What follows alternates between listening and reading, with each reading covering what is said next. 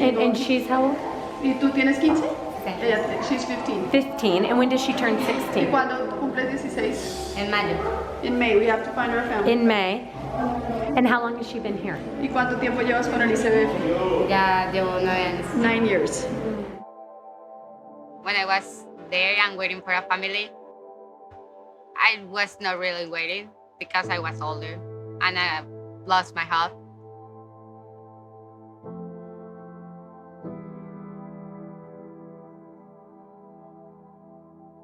Yo tenía 15 años y a los 15 años ya era difícil la adoptabilidad y mi hermana tenía 17.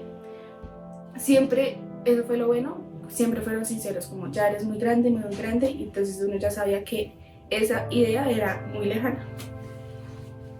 Without someone to advocate and prepare the right family, waiting children are forced to languish in institutions without hope. This would have been Mafi, Vicky, and Abby's story had it not been for the grace of God and the unwavering dedication of their adoptive family, AGCI team members, and advocates. I first met these girls in Colombia in 2017 when the director at the time of the ICBF reached out to AGCI and shared with us just how incredible these 3 sisters were. She asked us to do everything we could to find the very best family for them. Mafi, who was the oldest, was on the verge of aging out of the child welfare system, and she would have stayed in this broken system for the rest of her life. They were considering at one point separating the sisters to make it easier to place them. We just could not let that happen. Díganme una cosa, ¿quién es la más divertida de ustedes 3? Mafe. ¿Por qué? ¿Qué haces? La paso molestándolas, pero con cariño. When we receive information about a child waiting for a family, we really do think through the best ways to share their specific story. Mafi, as an older sister, really wanted to keep the sisters together.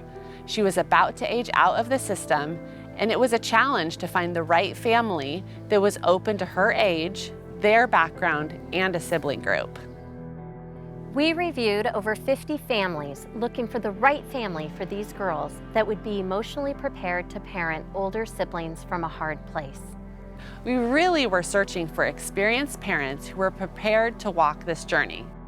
The Sohn family had adopted 3 sisters from Russia several decades ago, and they were ready to really put in the work to create a safe, loving environment for these girls. They were emotionally and practically prepared for the journey. It's not an easy one. These kids have been through unimaginable traumas. But when you have parents who choose to step into adoption for the sole purpose of showing up for their children and take the time to understand that healing can come through connection and felt safety, you just see these children blossom. This is why we put so much time and effort into our eligibility requirements and adoption education process.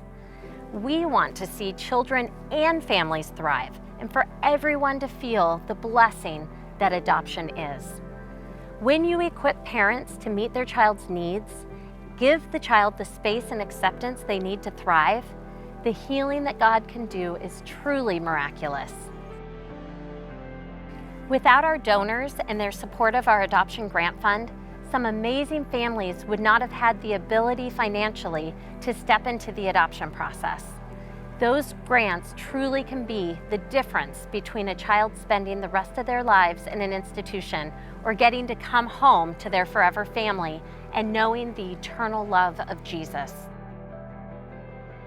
By creating an adoption network with reputable placing agencies and growing our adoption grant fund through our Intervening for Children initiative, we will ensure that older children, sibling groups, and children living with special needs are placed with strong, prepared families as soon as possible.